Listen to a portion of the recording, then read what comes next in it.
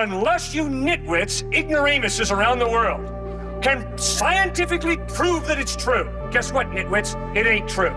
In this contentious debate, Cliffe's authority to preach the truth is questioned by a student. This passionate debate, the student challenges Cliffe by accusing him of promoting a Christian worldview without any supernatural powers or special insight from God. Make sure to comment down below which point made was the best. Now let's check out the full debate. So what makes you think that you know the secrets of life and can tell all of us what we don't know? When you can't do any miracles here, all you're doing is talking.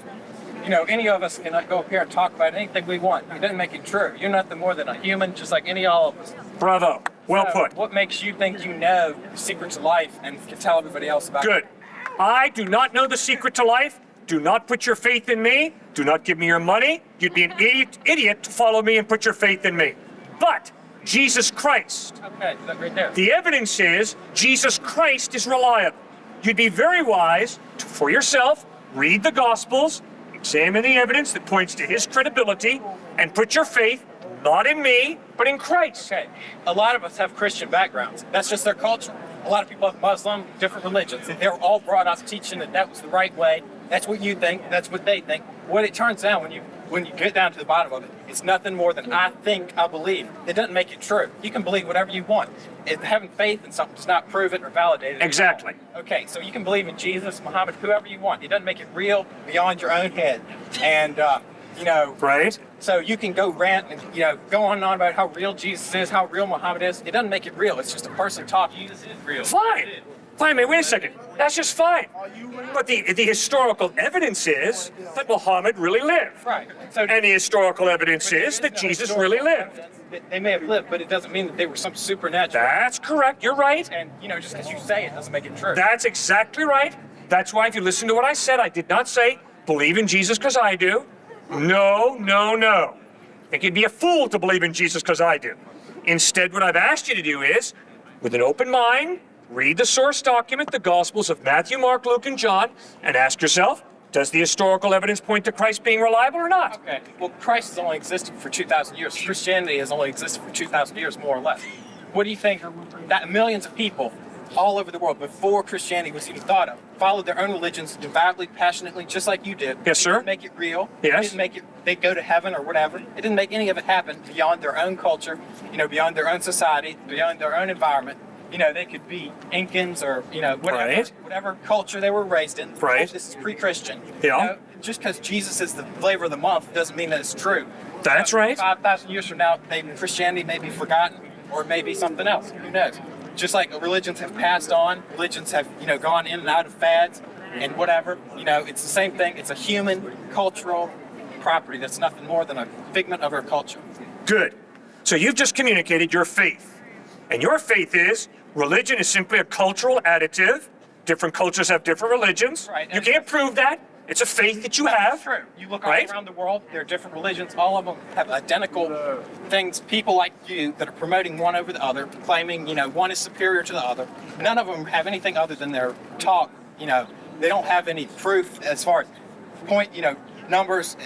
They can say, you can't put God in a jar and measure it. Right. Okay, so as far Can't put love in a jar and measure it either. But as far as being a physical thing, right, God is not provable. It only exists in your head. It cannot be demonstrated scientifically. That's absolutely correct. You cannot scientifically demonstrate God. There you go. Therefore, it's nothing more than what's in your head. Oh, really? Yeah. Would you please prove to me that unless you and I can scientifically prove something, it's not true? Well, as far as I'm thinking, you're talking about eternal, your eternal destination. Why should you leave something that important to something you can't prove, something you're going to take on faith? Why are you going to leave your soul's eternity to something I'm just going to believe and hope it's true? Okay, now let me ask it again. Please scientifically prove to me that unless we can scientifically prove something is true, it's not true. Well, as far as 2 + 2 = 4, that's accepted to everyone. We can put 4 things and count them. Anyone will tell you there's 4 things there. But as far as I believe in Jesus and blah, blah, blah, no one, that's an individual thing. And it doesn't go beyond the individual. It's like I like chocolate or I like vanilla. It doesn't matter. Mm-hmm. There's no proof that vanilla is better than chocolate, vice versa. It's all an individual opinion, a concept of the individual. Now, let me ask it again. please scientifically prove to me that unless we can prove something scientifically, it's not true. What you're saying is really not even a question. Because you're saying scientifically prove that unless something is scientifically provable, it's not true. That's what you're saying. Now I'm asking you to prove it to me. Well, You're standing out here saying, come on, man, all these religions, it's all just a cultural thing, it's all just blah, blah, blah. And you are saying, from your educated, superior viewpoint, you look out on all the cultures of the world with all their religions, and you as an educated white Westerner have the intelligence to realize it's all just a cultural bias. That's all it is.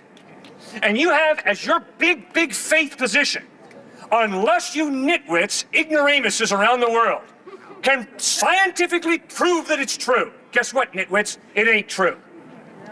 Now I'm asking you, in all honesty, please prove to me that unless you or I can scientifically prove something, it ain't true. Okay. Or, sir, is that your cultural bias? here's the trick. If you drop a ball, it will fall to the ground. That's the law of gravity. Anywhere in the world you drop a ball, it will go on the ground. Good. These are scientific principles. They're repeatable. They're provable. Good. There are numbers involved. They're measurable. Great. There are laws that govern what the ball will do, how fast it will fall, at what speed, when it will hit the ground, Right. and all that kind of stuff. Right. That's scientific. That's not something that says, I believe it, so it's true. Good. Sir, right now, in your discussion with me, you are not using science. You are using logic. You cannot scientifically prove to me that your logic is true. Sir, when you go home and relate to your roommate, your relationship with your roommate has nothing to do with science. It has everything to do with trust, love, loyalty, and commitment, none of which you can scientifically show. Don't you see, sir, that science is a wonderful branch of knowledge? It's a beautiful branch of knowledge. But it is so narrow. It is so limited. What's a scientific date like? Oh, anyway. Do you enjoy a scientific date? No, I doubt it very seriously. Does your family life run on science? I doubt it. Scientifically, prove to me that Napoleon fought the Battle of Waterloo. Scientifically, prove to me that Lincoln was assassinated by John Wilkes Booth. Come on, sir. You can't do it. Well, here's another, just interesting perspective. If you look on a globe, Richmond is a small city among the whole world. What would make you think that of all the people in this world, somebody standing here at Richmond has got some knowledge that they need to spread to everyone else? I mean, what would make you think that all of a sudden, of all the I'll tell you what. billion people in the You bet. I'll tell you exactly what.